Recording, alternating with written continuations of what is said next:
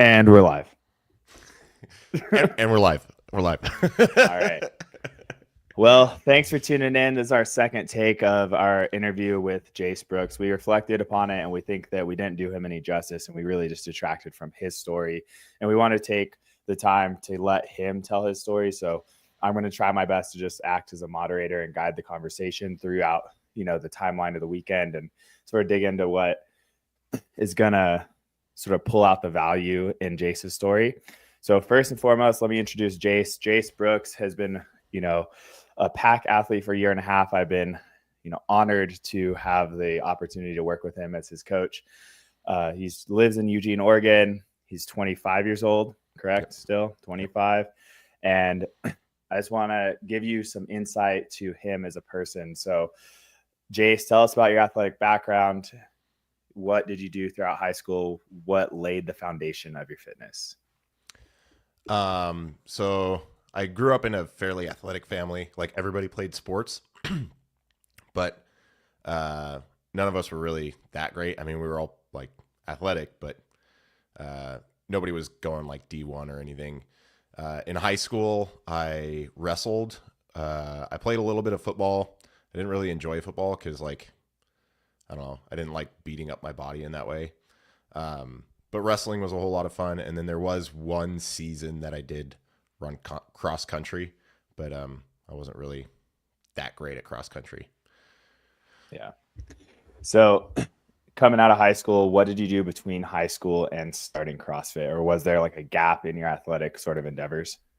There was a small gap. I got out of high school and I went straight to the workforce, apprenticing at a rock quarry as a parts runner mechanic. So then I remember I was at my girlfriend at the time, now wife. I was over at her house and she had like this big plate of cookies and I was like sitting on the couch just eating them. And she looks at me and she's like, dude, you're fat. You need to go to the gym. Like, she's like, you're not allowed to have those cookies anymore unless you go to the gym. And I was like, what? What? That's a healthy relationship. Like, Keep you why? honest, for sure. Why? And I was like, well, I knew that I didn't really like the Globo gym feel. So I was like looking around and I was like I seen the CrossFit stuff. Like that's kind of friggin' cool. And this would have been like 2018. How'd you find the affiliate? I just Googled like CrossFit gyms near me Sweet. and Yeah. I just started calling them and no one answered the phone except for Intensify. There you go. And it's like, you answer your phone, like I'm probably going to show up. It's crazy. I just had that conversation with another guy this week and he's like, oh, it seems like, there's always has to be someone to like answer the phones, right? Like in any business, like that's customer service. Like if no one's there to like get back to you, like that's a huge problem. So fortunately they answered the phone and you showed up. Yep. How long were you doing CrossFit before you pivoted from just group style classes into a more individualized approach? Um, that happened probably around, what was the first year that Shanna made it to the games? 21? I don't know off the top of my head. I'm sorry. I think it was 2021. Okay. But that was about the year that I started to like be like, oh, like maybe I could do this competitively, but I don't know. My life just isn't oriented around that, and it takes a lot of time. You're right. So you're 21 years old. You start to get this sort of like bug of like, maybe I could do this, maybe I can't, but you understood the demands that it took to compete at a high level, right? Mm-hmm. What was the tipping point for you to go from, that group style class and not just having this like idea of like, oh, I think I could do that, I might want to do that, to committing to the pursuit of high level elite competition? So I would probably say during that time period, like where I was dabbling in the idea of making this more of like a full time, like actually training seriously endeavor, my wife was living in Nashville and she was kind of over there doing her music full time. And I lived here in Eugene and we were just long distance. And like during that time, like I started to train a heck of a lot more because I just had all this time where I wasn't focused on anybody else. And I was like, oh, this is kind of cool. And then we got married and she moved back to Eugene. And I asked her, I said, hey, do you want to go to Nashville and do this music thing, or do you want to do your music thing here? And I'm going to try and find a way to go full-time CrossFit. And she's like, I can do my music from here. I don't think that we'll be able to get you to do your CrossFit in Nashville. Just because of the resources that we had between the two places, and her family being here and my family being here, it was just a lot easier for me to do the whole CrossFit thing here in Eugene specifically. Right.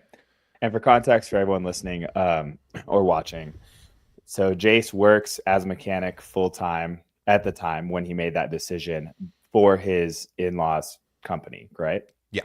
Yep. So he's a full-time diesel mechanic at that time. He approached them and basically presented this dream that he wanted to sort of pull back the total volume of work and hours he has to spend at the shop. So he adjusted his whole work schedule, and they, were more than supportive to make him able to do so. He got the work that needed to be done each week, but he basically just sort of filtered out all of that downtime, if there was any downtime that he wasn't being fully productive, so that he could shift his focus and then dedicate more time to training. And whenever I heard that story or that idea, whenever he did his onboarding, I was like, yeah, man, sounds like you're all in. Like, I can't promise you anything, but we'll see what we can do with this stuff. So, all right, fast forward a year and a half later, this is now, 2 major events under his belt. We found some holes, filled some holes, created some experience in the competitive space. And then we find out that the NorCal Classic in January was going to be a qualifying event for the games. And Harley said, we essentially found out like a day before the qualifier starts, and Jase is like, let's go, dude. I want to go. Like, if I can get a spot to an in-person event, that will kind of alleviate some pressure from the Open, knowing that he was still going to try hard in the Open, but he just wanted to try to solidify that spot early on, just to, have something on the calendar. And he messaged me and essentially said like, hey, I want to do NorCal Classic. I was like, man, have you considered something else? But then he followed up with the information I just shared, that it was going to be a qualifying event, and that we could definitely assume there were going to be very high level people there trying to get their ticket to the games as well. And I understand the value in, competing against the best in the sport, and you want to make those people your peers. And if you want to be, a semifinal athlete or potentially down the road a games athlete, like, you have to have exposure to those competitors, because the rate of travel, the on floor experience with those guys next to you are, it's absolutely impossible to replicate, to keep it blunt, right? It's unique. So that was my rationale for saying, all right, man, looks like we're doing this qualifier. We'll see what happens. And then from there, we got in, we set some expectations of what we were going to do throughout that season and leading up to it for prep. And we got to the event 2 weeks ago now, right? Essentially. Yeah. So the event took place June 6th through 8th, I believe my dates are correct. Yep. We had 3 events on day 1, 2 events day 2, 2 events day 3. The event ran Friday, Saturday, Sunday. So we get out to Sacramento. We find out the events the day before. And event 1 essentially is a 30 ring muscle ups for time event. You have to do a buy-in of some shuttle running every 3 minutes. And so the goal is to ideally get those muscle ups done as fast as possible to mitigate wasted time running. When that event came out, Jase, tell me about what your gut reaction was, how you felt about it, and then we can dive into the details. Gut reaction was, I knew this wasn't going to probably be my best event, because ring muscle ups have kind of been a little bit of a weakness for me. But I had been working on them so much that I was like super excited for this event. And it was first event of the weekend. So I was like, all right, I want to show up and show out and like show them like all the skill that I've gained over this time. But it did not go as planned. Yeah. Shout out to Aaliyah Miller. She threw out a line one time. It was like, show up or blow up. And I did both. Yeah, so, I showed up and blowed up. Yeah. So we actually had Todd test it that morning whenever we found out, because we were just sort of guessing, like, is it really possible to do it in one round? If so, how close can you get if you can't do it in one round? Like, how reasonable is it to come out that hot with that goal pace in mind? And Todd, was apparently training some ring muscle ups, and he did a damn good job of it. So Todd finished it in one round with his precise measurements in his gym, acknowledging there's going to be some differences on the game day floor and ring strap length, measurements of cones on the field, levelness of field on grass, etc. Without diving in too many excuses or different rationales, just acknowledging the differences. We gave Jase a pace. We gave Jase a goal of starting with a big unbroken set, ideally minus like 2 from failure, 3 from failure, and then ideally falling back into sets of like 4 or 5 at a time to just accumulate as many reps as possible before that 3-minute mark, so that ideally he could get back and finish, the remaining ring muscle ups quickly. So how'd it go, Jase? Well, when you first told me about Todd, I was like, Todd's a little bitch. Like, I can beat him. Wow. So I was like, all right, game on. Like, I'll whoop Todd's ass all day. And then my teeth got kicked in by that workout, and I was like, what the heck? Because you told me Todd went 18 and 12, finished in the first round, and I was like, all right, like, everyone's out in the first round. Like, that's just what it's got to be. Big sets, go big, make it happen. And, like, I just remember, like, I get out there, and Spencer Panchek is, like, in the lane next to me. And these straps are kind of longer than I'd ever trained on before, so the timing was a little bit different. And, like, I went for a big set, did 15 unbroken. Then it was like, I don't know if I even made it to 5 after that. It was like small sets after that. And I just remember, like, I knew I wasn't going to make it in that first round. And I was like, I went real big. So second shuttle goes out, and then I come back, and like I'm failing a couple reps, and Harley's trying to like count me down. He's like, all right, 5, 4, 3, 2, 1. And then like I jump back up there and I fail another rep. And I look back, I'm like, shut up. Like, don't count anymore. It's not helping. Yeah. Like, there's a fine line of being that sideline coach trying to keep your athlete on pace. And then once, the wheels come off, and if they're having an emotional response like that, I definitely took it. I was like, all right, I'm done now. Like, you got like 3 reps left. You'll figure it out. But you'll get through them when you get through them. Like, whatever happens, happens. It was just a complete like meltdown out there. And like, I know I'm doing bad. I'm next to the person who literally just won the event. Workout. Yeah. Yeah. For context, Spencer did 27 and 3 to finish, which was wildly impressive. Yeah. And that guy's 1 lane over from Jase. So yeah, and I'm fangirling at the same time, like looking at him like, oh my God, like I'm doing muscle ups next to Spencer. Like, this is amazing. Yeah.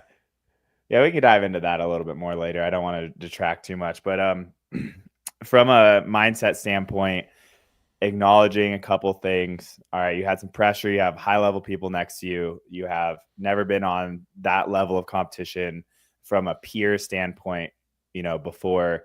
And you have a workout that arguably has been a weakness in the past. We have spent time working on it, but we also acknowledge that the last, the training block, we actually pulled back some of the volume of ring muscle ups, some of the density of ring muscle ups because of a shoulder flare up, probably from training them, at a relatively high level for a prolonged period of time. So acknowledging that it wasn't necessarily the ideal preparation for that specific movement. We gave you the pace that was needed to be competitive, and seeing what played out across the top 10. I don't think that we gave you a bad strategy. I just don't think that you had the tolerance to it in that moment. And it just exposed you relative to your, peers that you have some more work to do. It wasn't a bad strategy. I'm just bad at ring muscle ups. It was a good strategy until it wasn't, right? It was a good strategy for somebody who's better at ring muscle ups than me. Yeah. So, and that's the game we kind of decided to play. We discussed leading into the event. It's like, all right, are we here to play safe, make safe strategies the whole time, or are we here to take some chances? No. And Exactly. Like, we're here to take some Oh, chances. So we gave him strategies that were going to allow him the opportunity to be competitive and hit some home runs or not. And that's why what played out played out. So moving on, event 2 of the weekend. there's one Oh, more sorry. Go thing. ahead. Yeah, go ahead. Todd would have like won that workout. Like we looked at his stuff afterwards and we're like, oh shit, like Todd ain't no bitch. Like Yeah, Jase was wrong in his assessment of Todd. I was very wrong in my assessment of Todd and his ring muscle ups. Like Dude, Todd, oh Todd is like, Todd would have gotten 6th. Okay. yeah, Todd would have gotten 6th. All right. So Todd's like that 96 Camry that you drop a Hellcat engine into. You know, he's a sleeper. He's a sleeper in some things for sure. Everything else about it is shit, but man, does he got some power.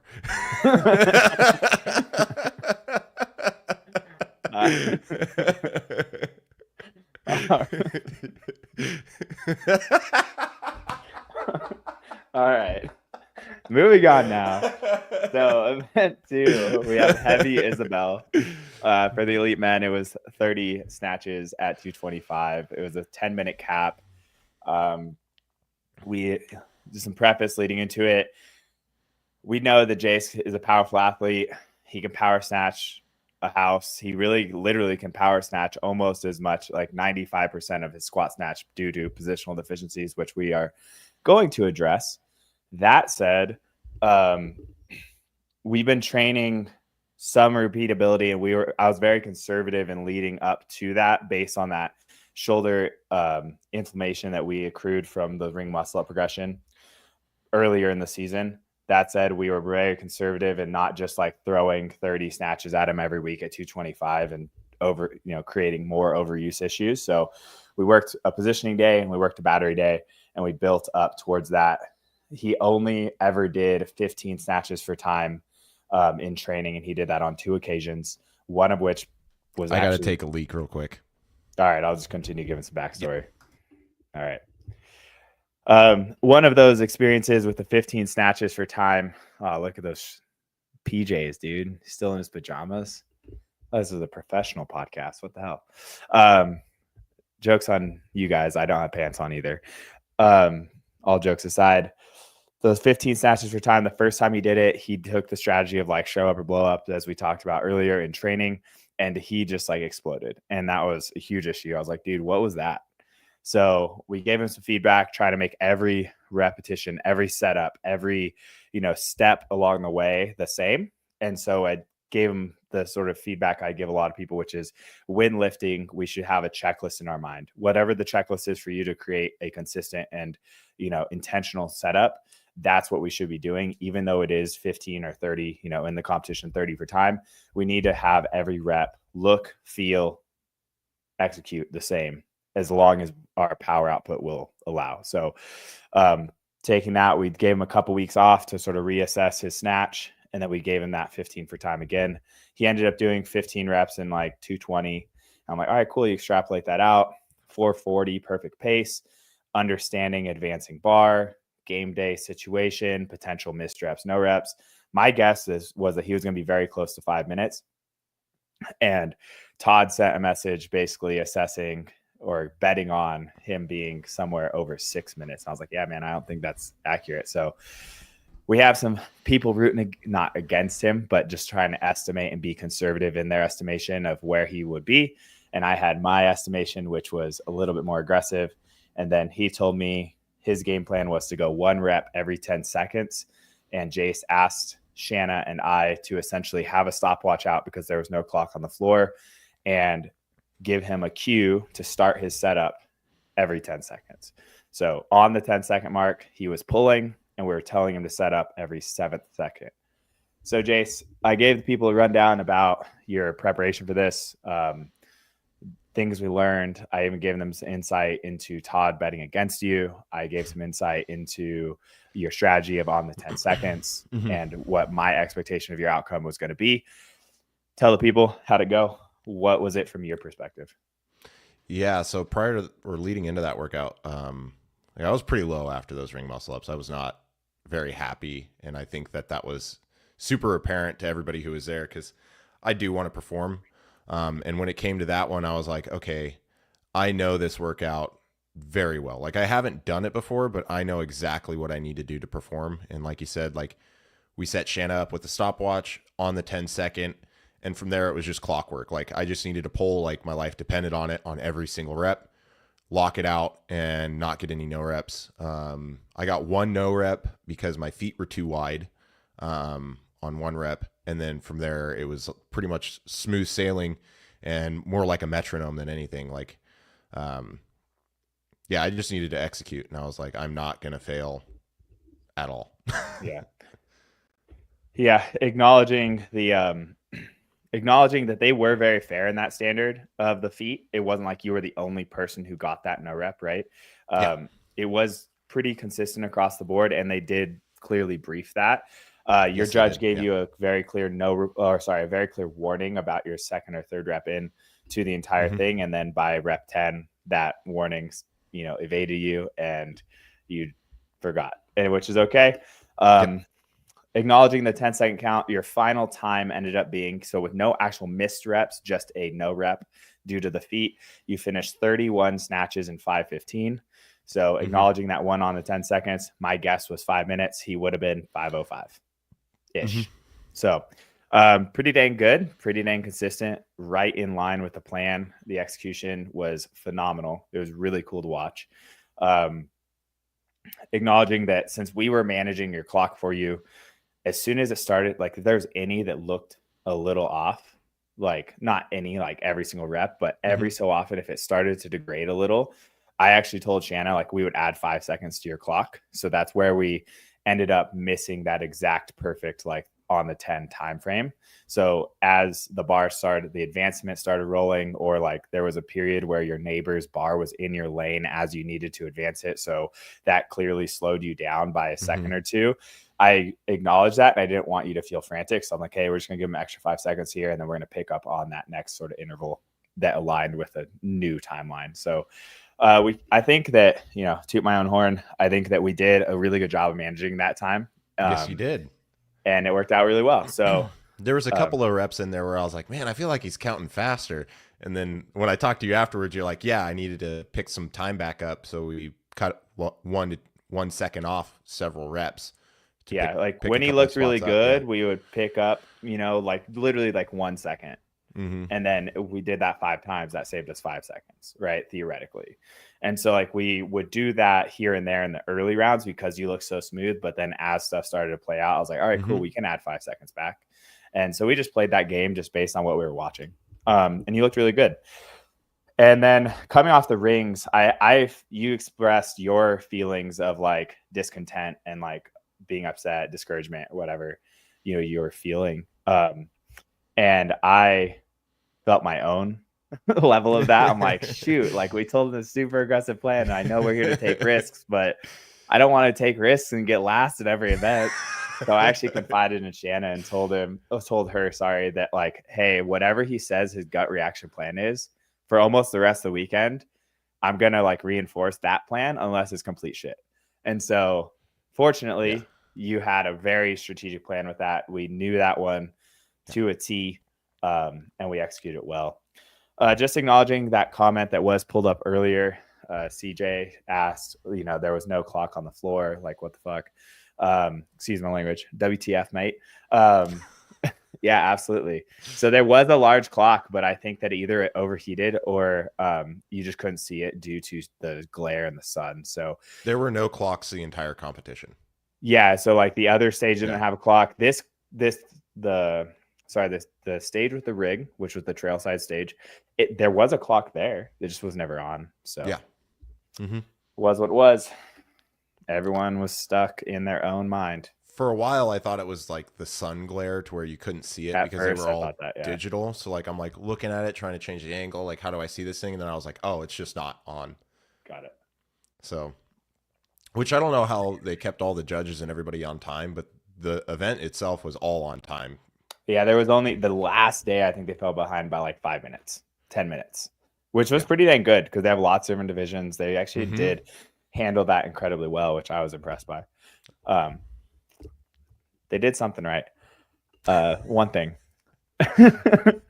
So event 3, the truck push. Speaking of things they did right or wrong, this was not one of them that they exceeded on or excelled in.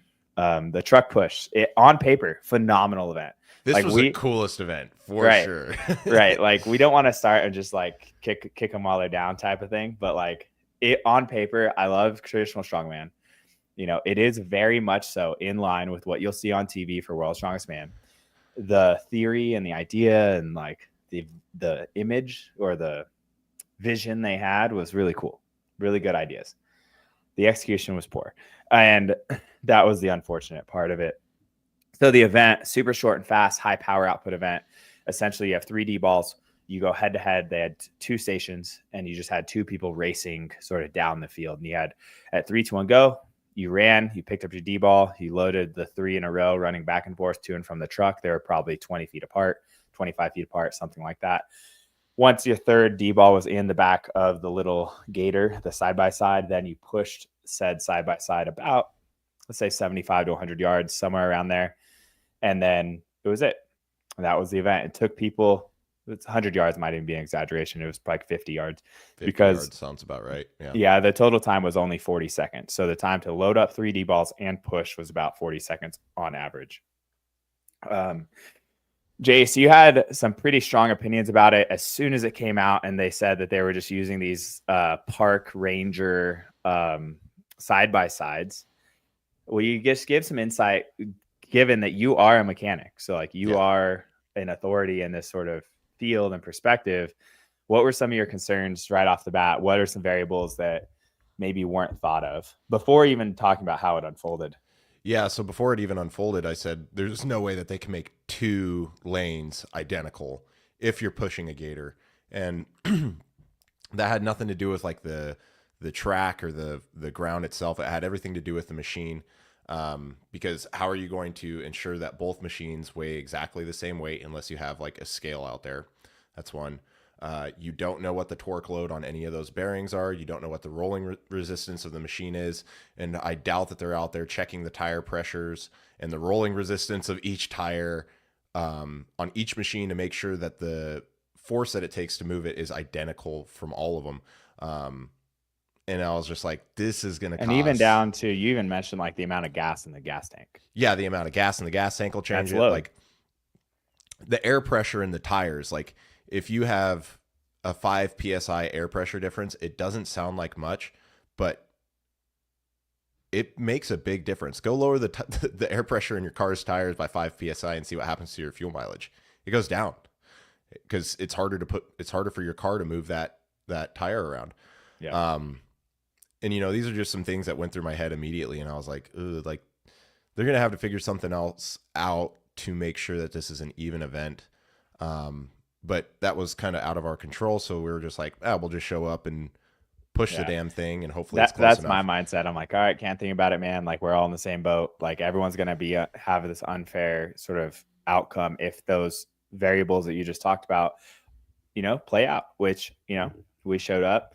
And everyone's like, oh my God, did you hear? The left lane's slow. And we're like, cool. Yep. That was exactly sort of in line with what our conversations were leading into the day. And that's what played out. Not saying that we are psychic or anything, but we have a guy that kind of knows what he's doing. So he assessed that. And, you know, unfortunately, he is also the guy who has to push the thing. So what ended up playing out is they tried to find a creative solution to it. And I think they did the best they could with what they had and the idea they came to. Like it wasn't a terrible idea, and based on the distribution of points and the values allotted per person, I guess you'd say, like it was arguably negligible. Lots of events, like at the end of the weekend, lots of competitions do come down to just a few points. So, you know, even these points could have made a difference for sure in the outcome of things, but acknowledging that that event essentially was weighted like 25% of total points as a normal event makes you feel a little better about it. Part of me is like, I wish they would have just ran the event so everyone did it and accrued the same level of fatigue and work to a degree, plus or minus the load resistance on the rolling resistance. But that said, they could have just scrapped the whole thing and been like, all right, like we have a lot on the line here with this game spot, and we don't want to have variables outside of, reasonable parameters of fitness dictating the outcome. So that would have been a nice solution, is just let it run and then just be like, hey, we want to have a fair outcome here, so we just are going to cancel it, or scrap it. Another fun idea that was shared around, which are all hypotheticals, was that if Jase and I came to this conclusion, is that because it is just a power output test, it's not trying to sort of test recoverability or like the ability to repeat efforts. If you just had everyone run down the list, and because the next day the elites didn't start till like afternoon, it would have been, totally reasonable to send out a mass message, that night, next morning, maybe multiple messages to make sure it got through to people, and say, like, tell all your friends, everyone needs to be there, and say, we're going to run that heat again, and you're going to go on the opposite lane. And they had to track what lane you were in, because the way they ended up scoring it was they scored the left lane versus left lane people and the right lane versus the right lane people. So if you just had everyone come back 24 or 12 hours later, everyone got a night's sleep. It doesn't matter if you had a heavier or a lighter moving truck, on day one or day two. It would have been even enough to just like, hey, take the average of both times or take the total time of both times.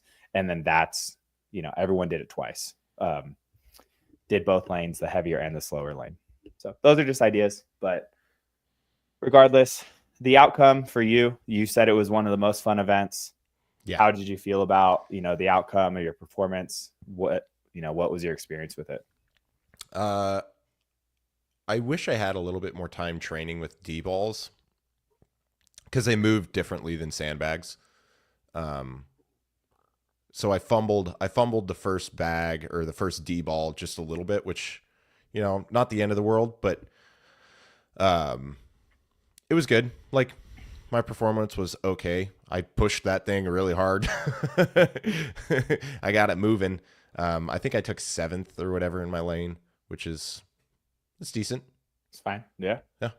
So I was happy with it. Nothing special. The event itself was just cool, like the head-to-head scenario.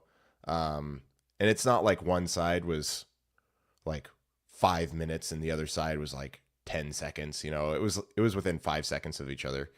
Across the board. Like, yeah, for sure. It definitely, like, at the farther the vehicle moved down the lane, though, that's just the separation just got a little bigger and a little bigger. So it clearly wasn't 1-to-1 there, but it was close enough to still make it exciting to watch. And I think a lot of people, there was a lot of hype with every single person that went. Like, everyone's yelling the whole time. So there was a lot of energy behind it. It was a very fun sort of event that, had a lot of potential. All right, event 4, we're on to day 2 now. So those first 3 events were all on Friday. Starting off on Saturday, little afternoon. So we had a slow morning to start, which was probably pretty nice after having a 3-day event. 3-event day. My mistake, misspoke. The event 4 was a chipper, kind of pyramid style, out and back. It went bike, wall ball, bar muscle up, pullover complex, wall ball, bike. The little caveats in there was, first off, it's a lunging wall ball. So it was a reverse lunge into a throw. And then the second twist that was unforeseen was that there was supposed to be some heavy double unders in there. There was some equipment malfunction due to the heat. We assume it was due to the plastic components, or even the bearing, temperature getting overheated and having some of those components sort of break and fall apart. Bad advertising for RX Smart Gear, but I'll defend them. RX Smart Gear, I have 2 of those same jump ropes that they used in my garage, and we've had them for 3 years. We don't use them excessively, but we use them here and there, and they've worked totally fine in a controlled environment. But that outdoor, that Central Valley heat is pretty aggressive sometimes, especially on top of black mats. So acknowledging that, like, is an unfortunate turn of events, changed the workout completely. But when you found out about that change, what was your immediate reaction? I was like, oh, hell yeah. I was like, this is my jam now. Like, I did not want to mess with that rope. Double unders are not my strong suit. Like, pretty much anything with high skill in it is not the best for me. Yeah, I would work on changing that verbiage because I don't think that double unders is a high skill, especially at this point in the space. But it definitely you're takes right. a lot of coordination and fine motor like units and fine, motor skills. So, Fine, Harley. I'm not coordinated. Fine. I'll just say it that way. yeah, you're so uncoordinated, I'm dude. so uncoordinated. We'll get to uncoordination when we get to those pirouettes. But for this event, yeah, the double unders got taken away. You didn't have to deal with that really heavy rope. And on paper, I'm like, yeah, dude, this is now 100% your jam. Like, there's no reason you don't go out there and just like crush it. So got really excited because it's that out and back format. Starts and ends with a 1,500 meter C2 bike. Jase is really phenomenal at basically all machines and aerobic power. So we saw that. We're like, hey man, like just don't get too excited and like blow up the first bike. And I think you're going to be A-okay. He's also really, really good at wall balls. Obviously we don't always do those lunging wall balls. But we know that he can do wall balls really, really well. He's incredibly comfortable with them. And we've been practicing a lot of these like variations of different like pullover complexes in training. We've been experimenting with that a lot. Understanding what they've done in the past. They've done pullovers a couple years in a row now. They've done forward rolls as well. So we tried to play with those. Incredibly challenging skill. We definitely need to work on those more, but fortunately those didn't come out. So strategy, what was your game plan going into it? I alluded to pacing the first bike, but tell people some more, like, how'd you break it up? Yeah, we talked about going a little bit faster on the first bike than I did. And then we watched the first heat go, and they all grenaded after that first bike. And I was like, immediately, like, I got to pull back a little bit when I first start. Stay in the race enough, but definitely do not be anywhere near the lead of the pack getting off that first bike. And then kind of take a little bit more conservative approach than I wanted to going into the wall balls. I did not do that. I probably should have broke it one more time on the first round of wall balls, and then try and motor through those bar muscle up pullovers kind of as quickly as possible, because that's where it seemed like people kind of won or lost the event. And then on the back half, I ended up doing sets of 10 on the wall balls. And then after that, you kind of helped me keep on pace with 5-second rests for the wall balls. And then onto the bike, and it was kind of settle into a good pace and then just start building and building and building until you wobble yourself across the finish line. Yep. Yeah, man, I was honestly a little surprised with those 10s on the back half of the event, but I think that, they surprised me where too. You were at. That was where you were at there. I think if I recall correctly, you went 30 and 20 on the first set of wall balls. Yeah, that's exactly right. Yeah. We would have maybe liked to see a little more composure in the back end and be able to, execute with less standing still time in that second set of wall balls. But you were running a pace that was, top 5 in the event. And that's what that pace is. It's hot. It's fast. It's, you can't come out hot, as you already said, but you cannot let them get away from you. Right. And if that's what the field is doing, like, you got to sort of stay in it. And I think that 30-20 was actually probably a good call because it kept you with them and you were still composed on the muscle ups. So moving on there, you hobble your way across the finish line. What do you do? Do you do like finger guns? Like, did you sort of go like the traditional like CrossFit girl, like hands in the air? Like, what'd you do? No, I took a classic tee from the Pack Fit and ripped that shit in half, man. Yeah. I gave him a shirt after he podiumed at TFX. He's like, I don't even have a Pack shirt. And I was like, here, just take the shirt off my back. You can wear it on the podium. And I was like, keep it, man. It's all good. And it's like one of those like special edition, like once a year, like we make one that's not reoccurring, and he just shredded it and swung it above his head like an animal, like he's in WWE or something. And I'm just like, yep, there he goes. That was my shirt, man. No, it was very exciting. That was my shirt. That was very my shirt. Exciting, very fun. I know. I think everyone loved it, though. Dude, everyone loved it. It went over. It lit the people up. Yeah.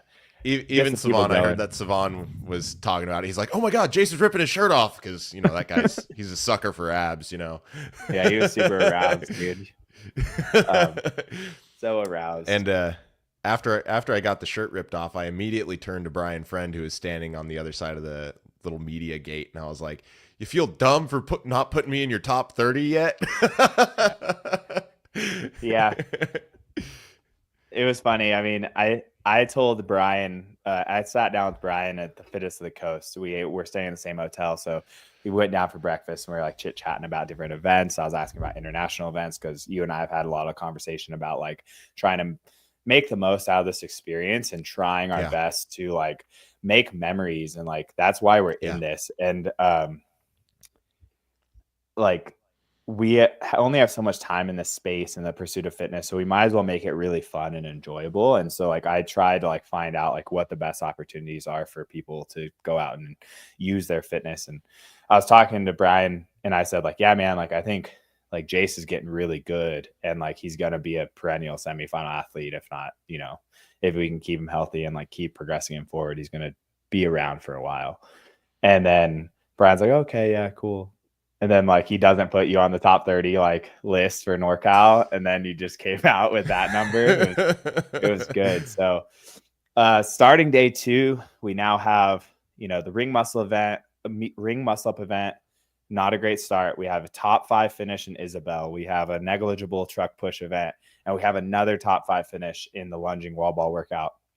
So I'd say spirits are just sort of on the up and up. I think that the energy of the weekend just continued to build, and our hype was just sort of going. And then we get into the second event on day 2, which essentially was 50 overhead squats.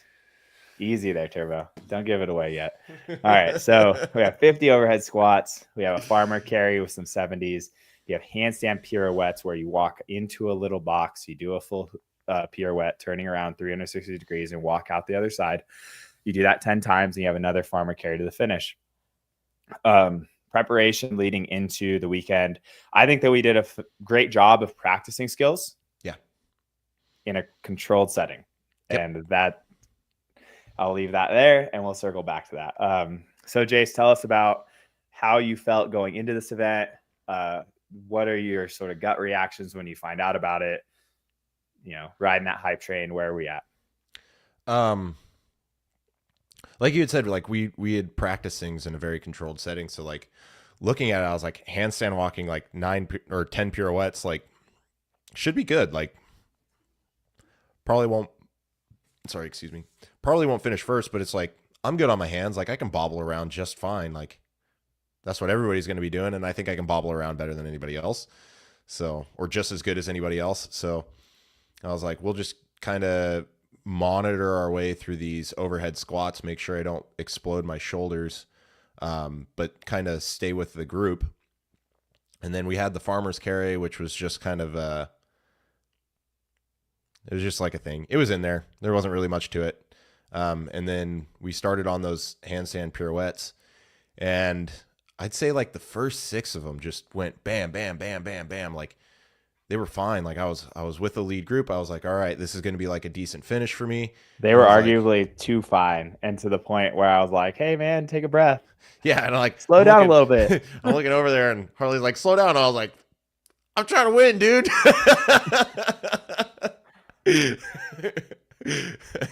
Just a little, just take a breath. You know, the opposite of the ring muscle up thing. So it was like that. He stares at me. He like makes a direct eye contact and goes, and then just like kicks right back up again. Like, he's like, I took one breath. I took one breath. Coach. I'm good. Continue. So then we get to like rep 7, and like I had a couple of misses. Rep 8. All right, like we're still doing good. And then it was like rep 9, I knew my shoulders were hot, and I was like, all right, last one, like we're going to get 10 and be done. And it was like kicked up, bobbled, fell. And it was like, man, that wasn't like a quick miss kick. Like I held that for a long time and then fell. I was like, dang it. So I did it again. And then I'm like, get halfway, 3/4 around, fall. And I'm like, oh no. Like, well, I just got to get this one done. So like, better get back up there and spin around and Might as well just kick right back up again. Yeah, you If do it it, and wasn't good the first 3 times, I might as well just go faster into the fourth. that's it, dude. Like, you're there, you're racing, you're like, I got 1 rep left, and like that's a big rep. Like a pirouette is kind of hard, and I just remember like holding, and then on the one where I was like, oh no, like this just got really bad. Like I was starting to spin around, and then my arms just collapsed. Like I physically could not hold myself in that position anymore. Like if I was leaning up against a wall, I still would have fell. I was like, uh-oh. I was like, that I just cooked it. Like now I have to wait. Yeah. And wait and wait. And like I finally grinded out that 10th one, ran, got my kettlebells and finished my farmer carry.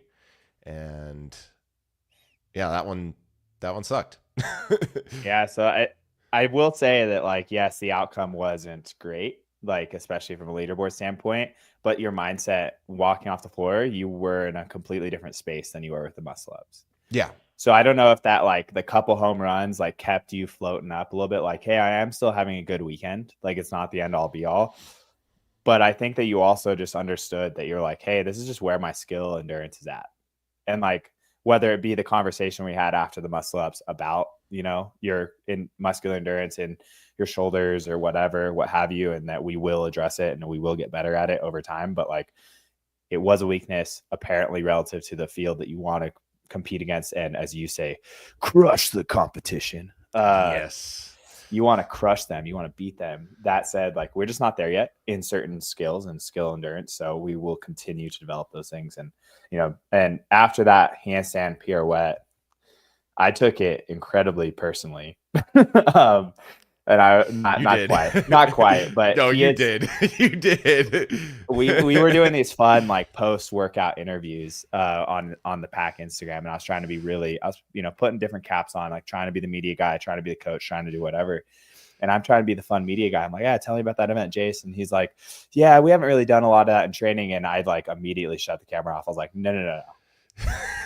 We have done handstand skill work every single week for the last like 10, 12 weeks. Like, we've been doing stuff on your hands every week, change of direction, stairs, steps, pivots, like zigzags. We've been doing all of it.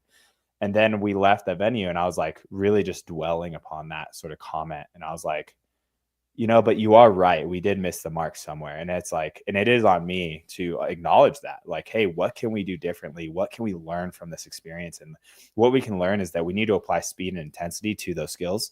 We cannot always just assume that because you are great on your hands, like, for example, Jase can walk, 3-4 intervals of 100 feet in a mixed setting with other things and like get 100 feet done in under a minute. He can go fast and straight incredibly well for a long period of time in a number of rounds. And that said, he can spin on his hand in a controlled setting and do zigzags and walk over the ramp and do all the things again in a controlled setting. I thought that would bridge the gap and put the pieces together. It wasn't quite the outcome I was looking for. And that's something that I will take away from this and actually, take ownership of. And like, we will be better at that as a team, both he and I, and like, for everyone else that I coach, like, we will know how to do that better. And it's going to be great. So our downfalls, the ending of day 2 are behind us, and we're moving into day 3. Starting off day 3, we knew that NorCal always has a run event. We were really excited about that based on how Jase performed at the running event at Desert City relative to a similar level of field. Certain guys that were still there, were at Desert City, were at NorCal as well. So we knew that we had some potential here. I'll let Jase tell you about the background, a little bit more of that from his perspective. But the event itself was a 4-time total time, and it was 2 scores. So for total time, it was 2K row and a 2-mile run. The second score to that is the 2K row was a score in itself. So acknowledging those things, keep that in mind when Jase tells you sort of the background of this. Where were we at in preparation for it? Tell us a little bit about what you did in your training, and then also like what you told me back in January, like when we first started talking about this event. Yeah. So when I knew I qualified, I kind of had this idea. I was like, I really would like to make a splash at semis. Like, I have some areas that I'm pretty good at, like running specifically. We built this really big running base, and I did win an event over at Desert City with the run event. And I was like, hey, Harley, like, what if we doubled down on the running and tried to snag an event win at NorCal and kind of make a splash and have some fun? And he's like, yeah, dude, like, if you want to go and like make a splash and smash an event, like, I think running is probably the correct choice. So that's just kind of what we went with. And we started building out like this really, really big, strong run base. And we didn't know what the events were, which was kind of, nerve wracking. And then they all came out on Thursday, and like, we both kind of saw it, and we're like 2K row, 2 mile run. And we're like, that's it. And like, there was some chatter around the warm up areas with like CJ Gerald and Max Krieg and Matthew Brady. Like, they all knew like that I was coming for this one specifically, and they're like, yeah, we know. And I was like, chill, like, don't tell anybody what's about to happen. I'm trying to do something cool here, guys. Yeah, I was like, shh, like, this is literally all I showed up to this event for. Like, this is the one thing that I really wanted. And I talked to Harley. I was like, hey, I think I'm gonna like botch the 2K, the 2K row specifically. And he's like, okay, like, it's going to hurt you in points on the leaderboard. And like, we knew it, and I was okay with that. So I was like, I'm here to win an event. Like, I want an event win at a semifinals. And he's like, all right, cool. So like, you need to stay in the race on the row. And then on the run, we went and we walked the track backwards that morning to make sure and like point out all the markers that we needed for pacing, and where to start kicks, and where to know that I'm with the lead pack by a certain point. And then we also went over who in the lineup of people are going to be the ones that I need to watch for. So on the 2K, do you want me to go into the event itself? Sure, go for it. All right. So on the 2K row itself, I took a 27th place finish. And I did that in 6:56 was the time. According to the leaderboard. On our stopwatch, he was done at 6:48. Just acknowledging that. And he was about 10th or 11th off of the rowers. Yeah. So I get off the row and I start the run, and we knew that by the time I rounded onto the backside of the fence, probably around 400 to 600 meters ish would be my guess, I needed to be within striking distance of the lead group. And as I'm running that route, I probably didn't tell you this part, but I ran by Spencer Panchik and Jorge Fernandez, and like, I'm a fan of some of these guys. Like,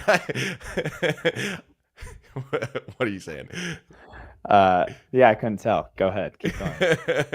So I'm a fan, and I'm like, hey, Spencer, like, hop in, dude. Like, get behind me. I'm going to go to the front. And he's like, what?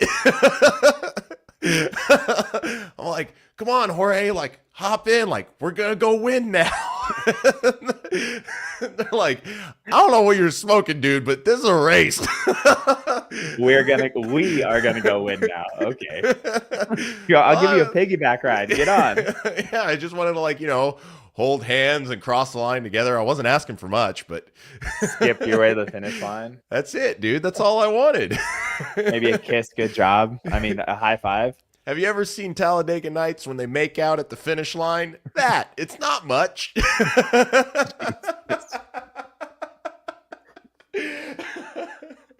Wow. Okay. Well, now that you guys are seeing the real Jase, we know that Michaela's just a cover up. Just kidding. All right. All jokes aside, let's get back on track. So 400, 600 meters in, you had, when I had saw you come off the rower about 10th or 11th, I'm like, all right, cool. Like, he's going to slowly pick people off. Yeah. He comes around the backside of the fence, and that's basically the last opportunity that I can see him, because the course goes off into, you know, Yes. along the river and then loops back around. It's 2 miles. Like, you can't just follow that along. So by the time I see him on the Harley backside can't of the run fence, that fast. I can't keep up. That's for damn sure. I see Max Krieg rounding the corner. I see Matt Brady, a little gap, and there's a big cluster. I'm like, all right, cool. Like, those guys are leading. They were definitely the first couple of guys off the rower. It makes sense. They had a head start. And then in third, about 20 yards behind him, Jase is leading that next pack. I'm like, all right, hell yeah. And so I'm like, all right, guy, like, there's your 2. Like, go catch him. And he, within 400 meters, had picked off 10 guys, or 9 guys, essentially, ends up in third-ish, somewhere around there, and is gaining ground quickly on the lead 2. So from there, I can't see him any further until, you know, I hear a text update from Shanna of where he's at. So there's a big gap of information in my mind. I'm just sort of sitting there twiddling my thumbs, looking cute. So carry on. Where are you at?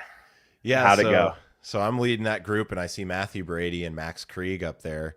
And I was like, all right, I got to slowly catch my way up to them. And I think it probably took me maybe another 400 meters ish to get up to where they were at, maybe 200 to 400 meters.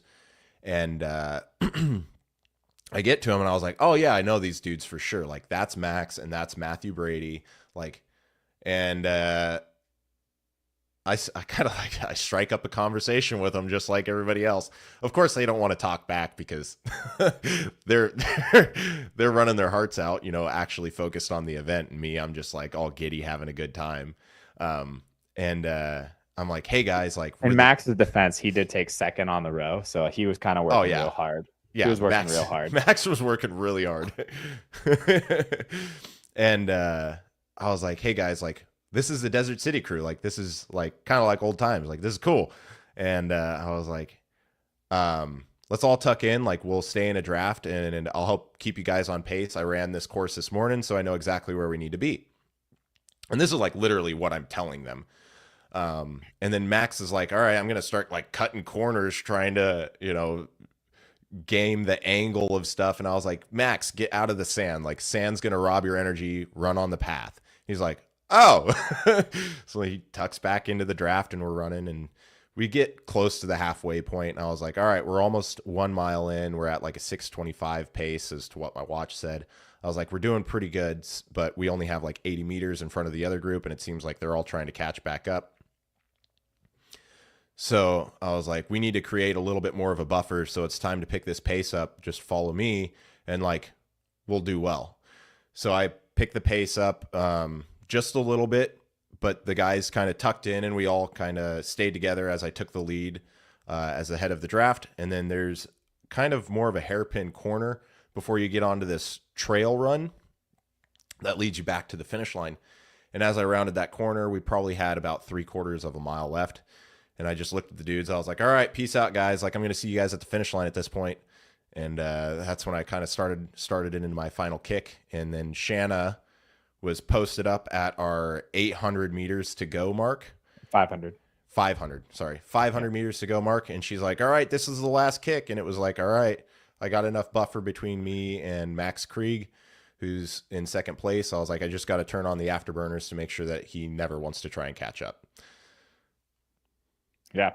So when we walked it backwards, we marked off some landmarks. We took note of them, sent it over to Shanna, sent Shanna out to the landmark so that we would have a touch point and some encouragement there in that home stretch. And as Jay said, and I think that definitely helped a big, it was a huge value. And as I mentioned earlier, Shanna was able to text me and sort of give me an update along the way. And it was very, very exciting and very fun to watch. And Jase comes across the finish line. He tries to be funny, usual attempt.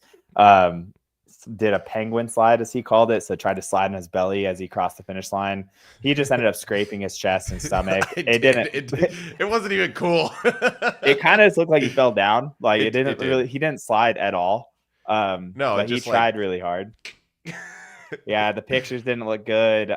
It was a good effort though. He brought a lot of energy. And then I run in probably where I shouldn't have been, but I like came into the like finish line area, I like give him a big hug, slap him on the back. So hard I left a handprint. And then like Did Taylor's you actually leave a handprint? yeah, I saw it later. I left a Oh, handprint. geez, I I left a didn't handprint. even notice. We had a big moment and was like, yeah, we did it. Like that was a huge amount of validation in our process. And then Taylor Self's like yelling at us to get out of the way and, take her away, bud. What happened? Yeah. Carlos just left a comment that, yeah. We won't share that comment. It's there if you're interested. But yeah, it was pretty entertaining. And then we were basically like, yeah, dude, we're just having a good time. We're out of the way. Like, and watching the clip back. So like I ended up seeing like the live stream clip. We weren't even in front of the camera. No, that was the best part. I'm like, you're just like upset to be upset. I did my penguin slide. I slid across. Like it wasn't a great one. I stepped to the side and like immediately started hugging people. And the dude was like, get out of the way. And I was like, I just won my freaking event. Like, this is my moment, dude. I don't care what you have to say. Like, I'm going to celebrate. And sure. like you said, we weren't in the way. We weren't in a problematic spot for the camera, but it's like, nor the finish line. Like there was plenty. Nor the finish line. Yeah. Like we were probably 50 feet away from the finish line. Right. But it's like when I hit my big moments, like I want to enjoy those. Like, I'm not going to let anybody rob me of that. For sure.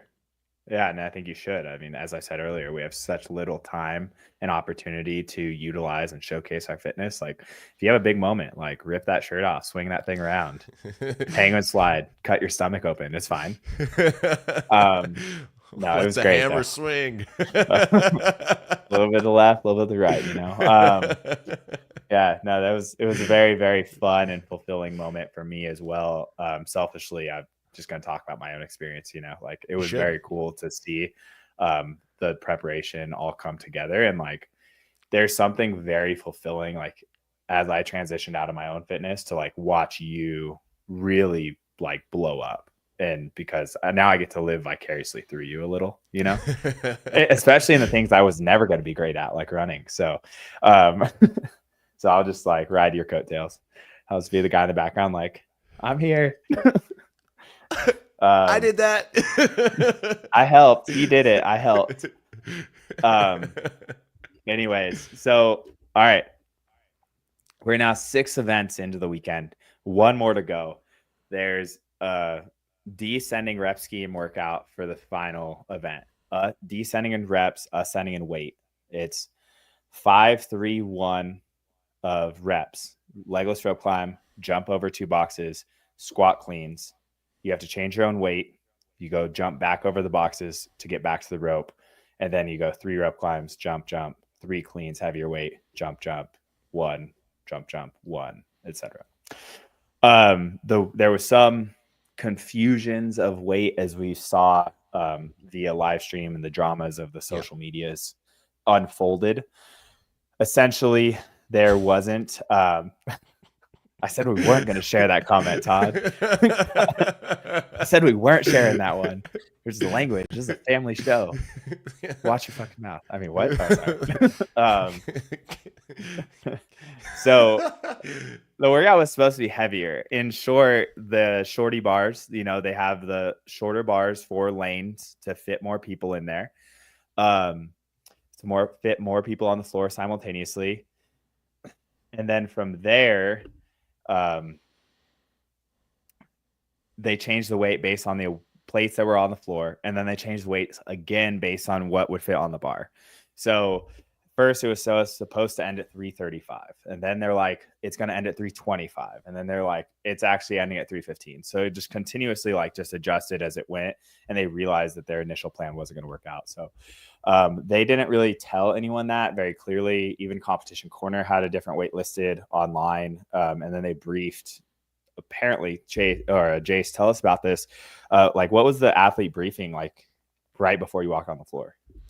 So I walked in like ever so slightly after they started the athlete briefing.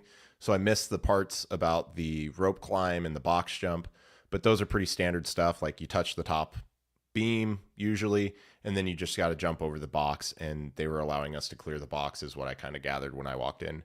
And then they had this whiteboard off in the corner And how they labeled it was they had the colors of the weight laid out and the changes you need to make. So it was, you had, I believe it was like the blues and the reds and the greens. And then it was strip greens, add yellows, then add the 5-pound blues. And that's what was on the board. And that's what the lady very specifically briefed us on for the weights. However, there was one problem, and that was the board number said 325, but the color scheme said 315. At that point, Ben walked over and he erased the 2 in the 325 and put a 1, and everybody started like roaring into a panic in the thing. And the lady was like, it does not matter what that number says, follow the color scheme. Because at that point they were like, we don't even know what the weight is, like we just need people to put these weights on so it's uniform across the board. And it was very well briefed to everybody, like strip greens, add yellows, add the little blue. And like I went over that with other people who were getting confused, and like I looked at them and I was like, strip greens, add yellows, add the little blues. And I think the biggest problem was when we got out there, like there was plates everywhere. You need to turn your mic on. I know. I realized that right away. So yeah, and to piggyback off that, like they're not only are there plates everywhere, there are plates that aren't relevant to the event out there. Yeah, you don't even use them. Stacked on top of the plates that you need. So like each lane had a set of yellows, had a set of whites, had a set of little blues, and I think even had a set of little greens. And like we had multiple change plates. Yeah, like, exactly. Like, well, that's what I'm saying is like, yeah, you only needed the yellow and the blue, the full size yellow and the little blue.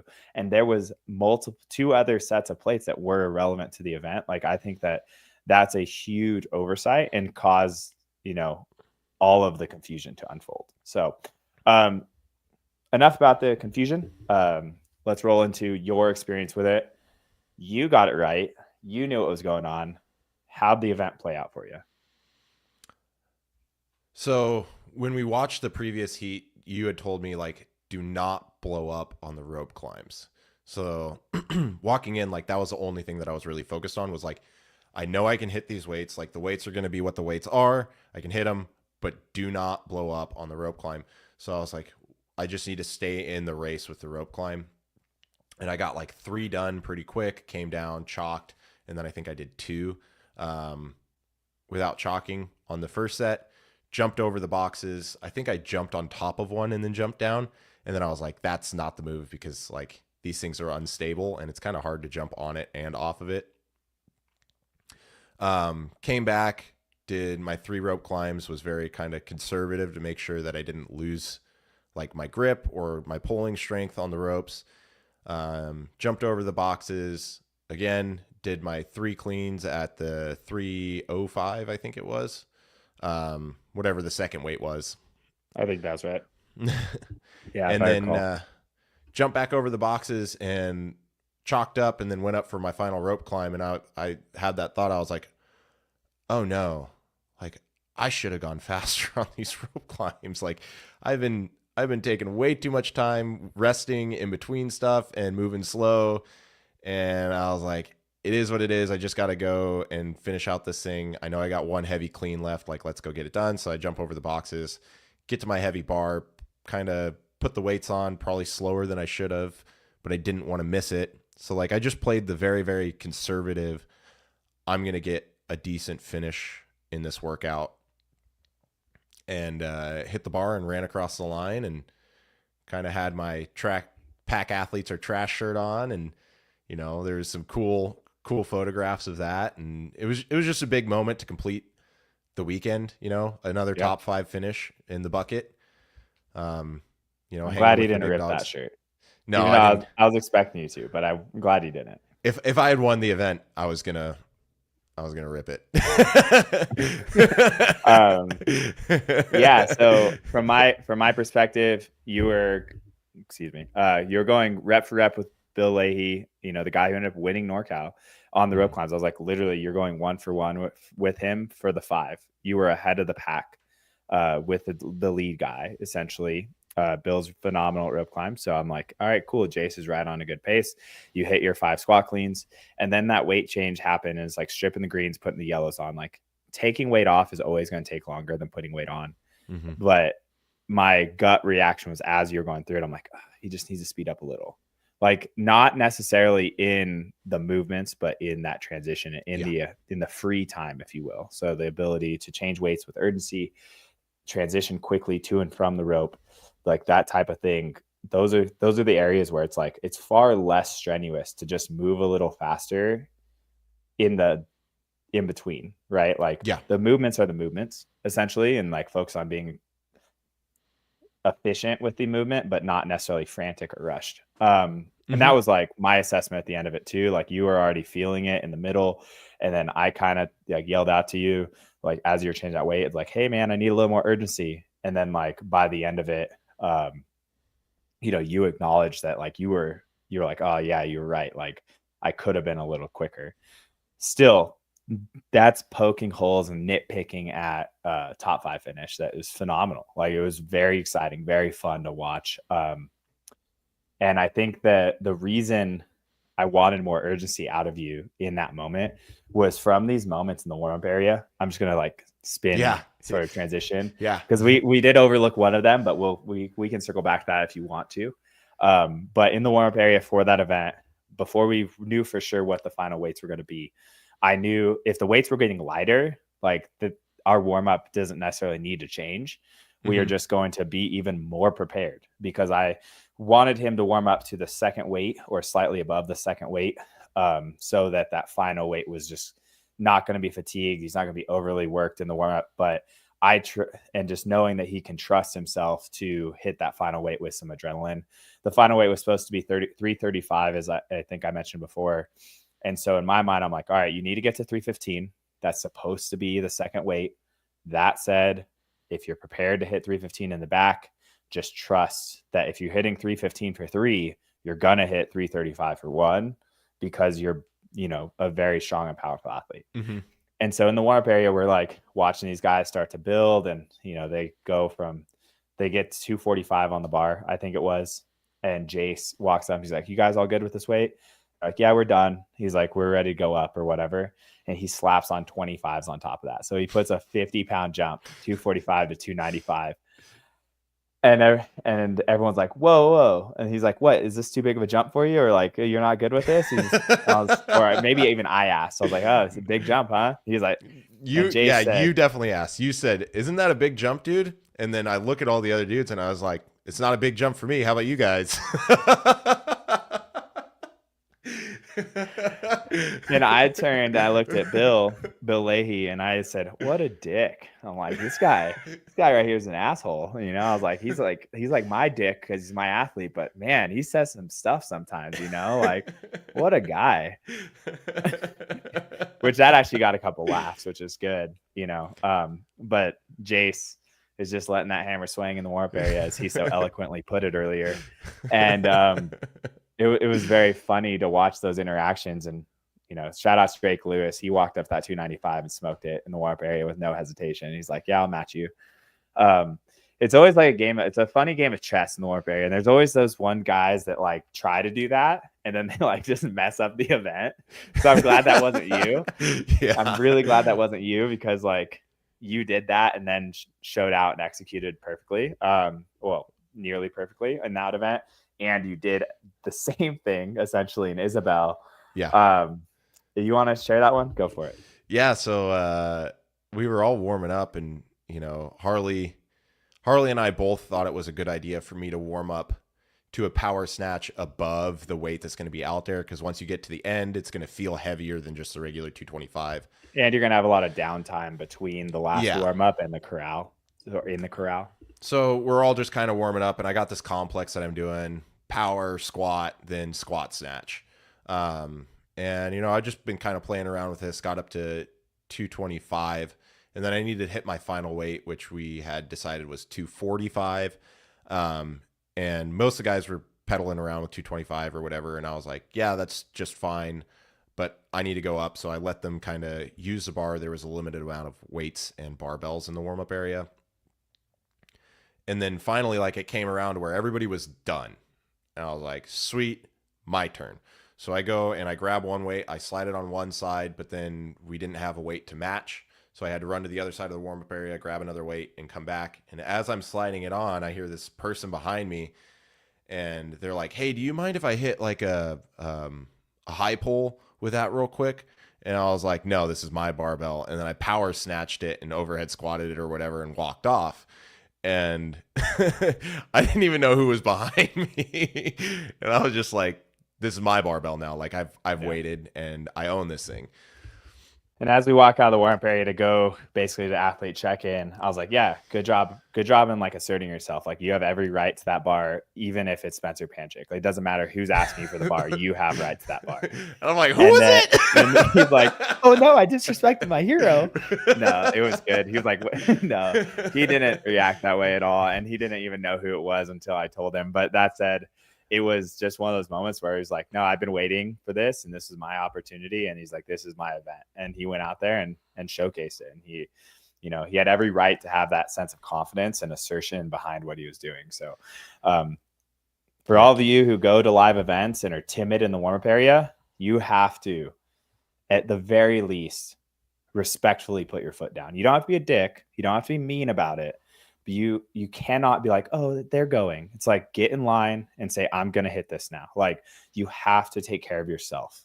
That's the lesson of the weekend. I mean, I watched, no offense to Brittany. Brittany is just a very kind person. And she was like, I don't want to like get in their way. And I'm like, no, you have to go get your hands on a bar. Like make it happen. You're going to be getting in people's way when you go and win an event. So right.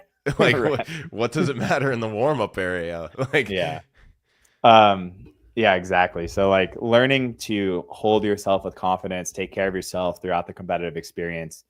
And you can do that with, you know, kindness. You can do that respectfully to your peers because we're all there to have, in short, a good time. Like very few people are professional athletes in the space and making a living from it. And so like we all need to like take care of ourselves, have a good time, make connections with the people around you and enjoy the ride for what it is. And that's sort of my little spark notes there, and it's not like Spencer didn't get his, he got a pull right after you. Yeah. Like sure. I dropped the bar and he walked over there and was able to pull it. Like, and he didn't look upset, you know, like no one's upset. Mm-hmm. Everyone's there to just everyone's too worried about their own thing to care about what you did. You know what I mean? So, all right. Just wrapping up the weekend. I just had a couple questions to sort of wrap up the conversation.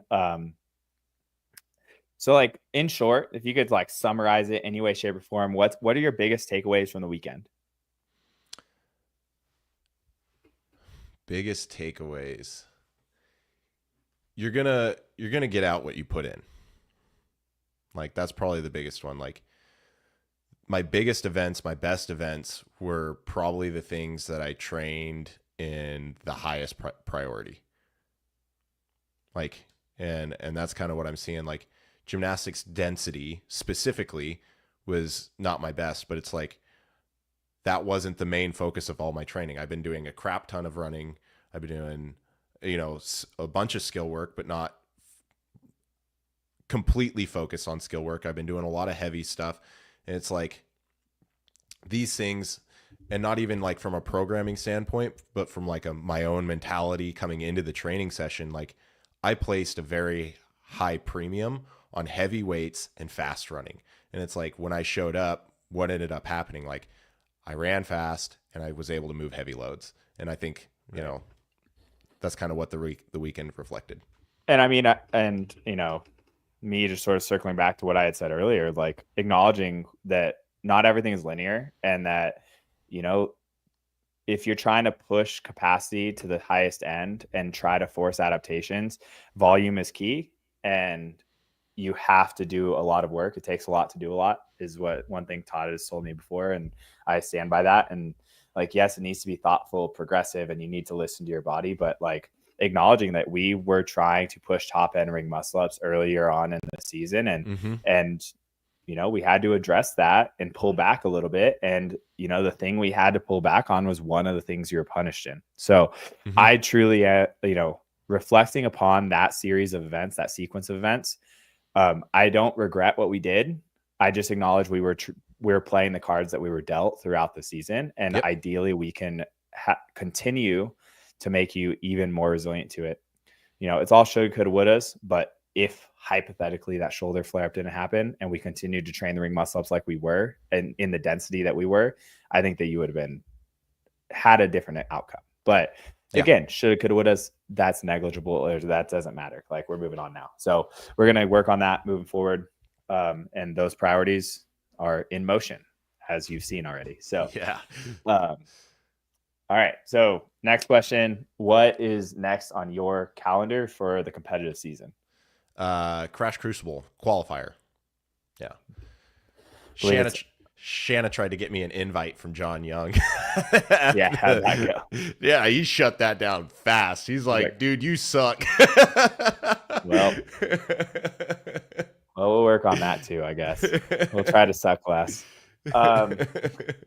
Yeah, unless you're at the games, you're not getting an invite. And Shanna's like, true.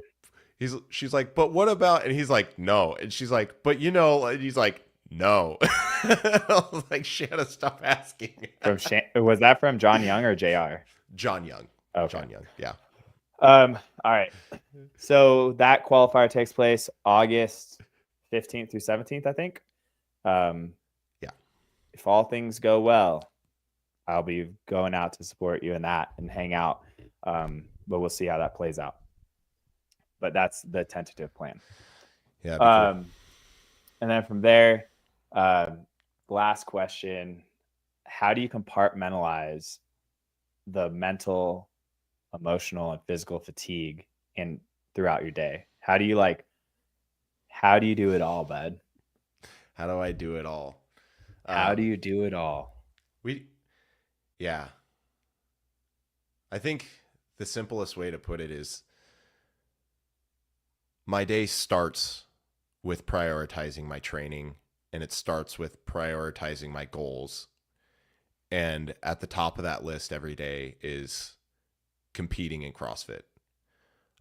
When I came to you with this goal of making it to semifinals in 2 years, like, I knew the amount of work that people who are already there put in just to stay there.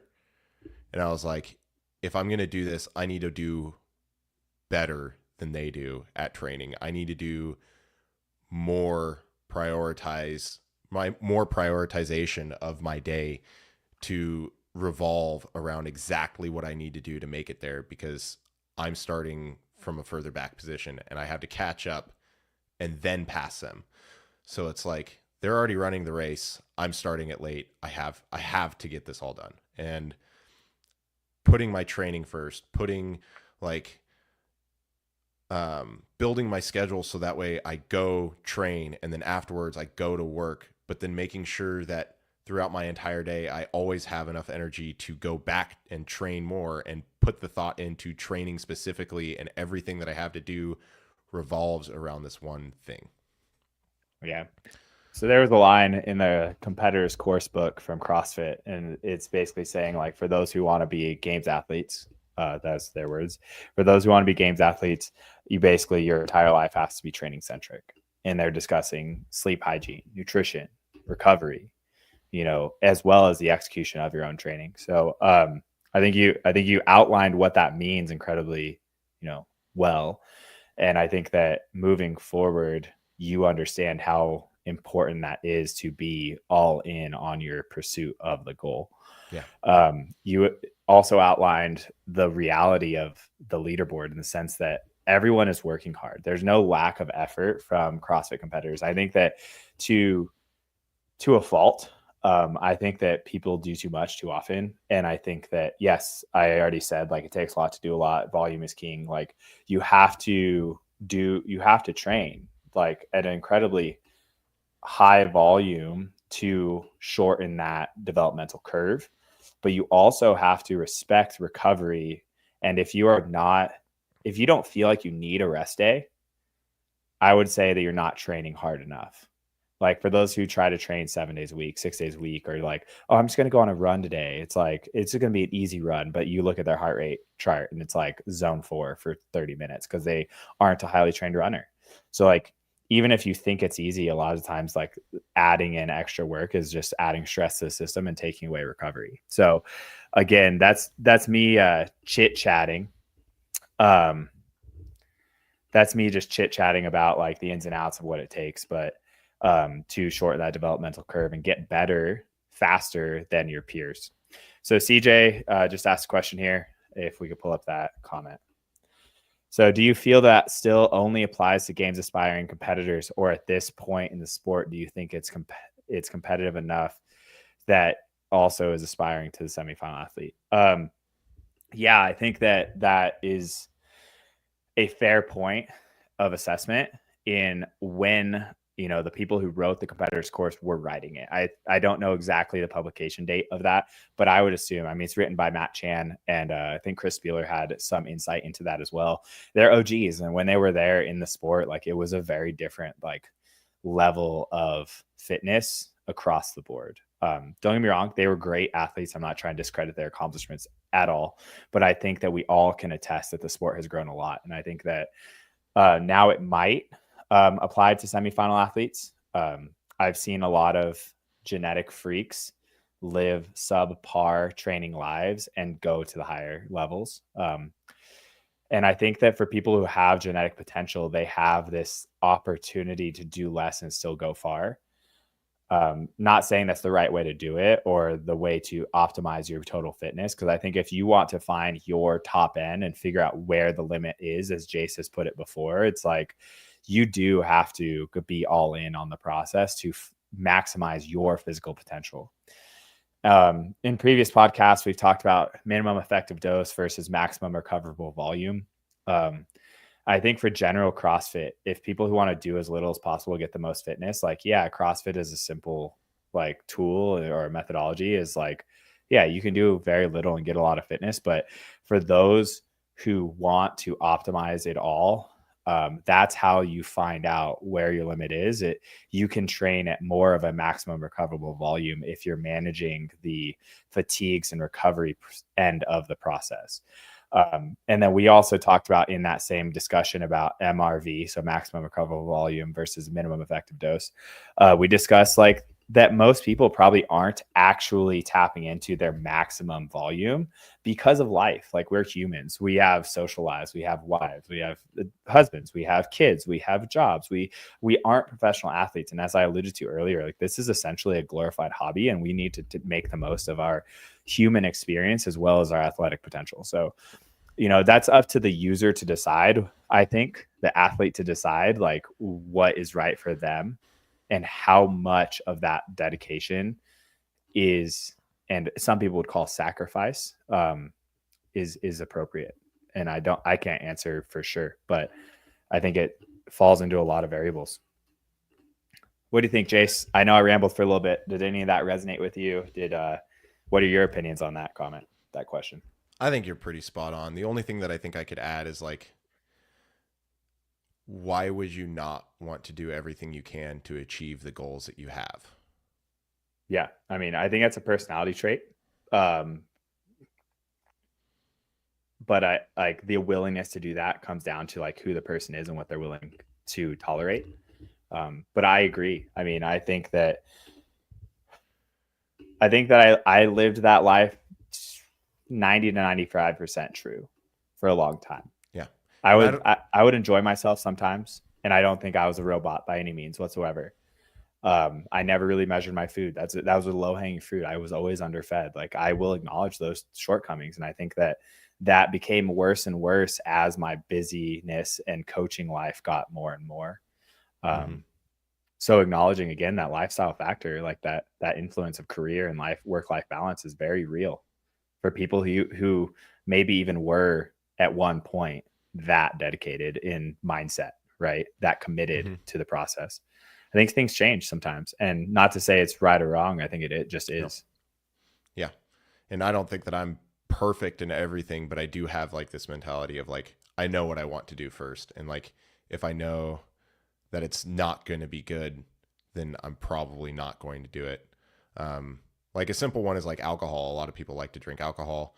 Like I don't mind, like I like to have a good time, but since starting this journey, I've had one night that I went out and had drinks, and that was for my best friend's bachelor party.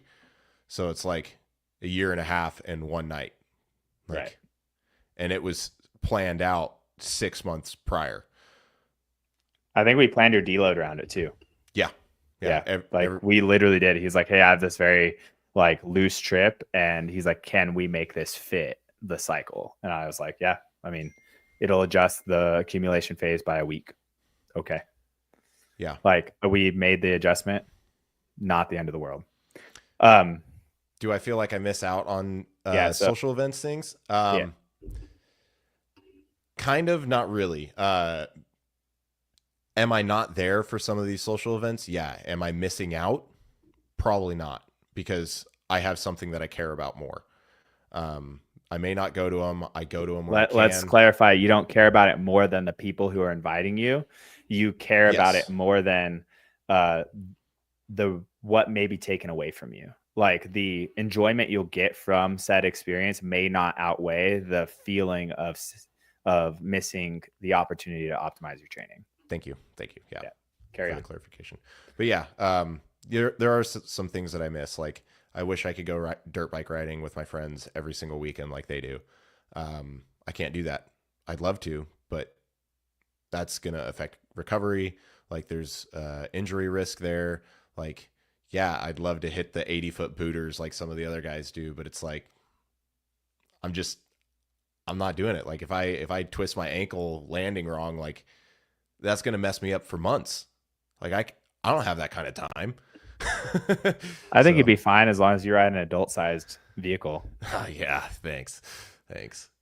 For those who haven't heard the story, one time Jase fixed a child's ATV and took it for a spin around a field to hit a gopher hole or something, a pothole, and then basically like jammed his hip into his socket and essentially like crippled himself, for lack of a better phrase. Pulled my quad muscle. What was it, like a week before quarterfinals last year? Yeah, it was incredibly inconvenient timing, really. And the only reason why I was even doing that was because I had a little bit of extra time from the deload leading into the quarterfinals. So I was like, oh, I can like sit down and get this quad going for my nephew, and like it'll be nice. And then I'm like, oh my gosh.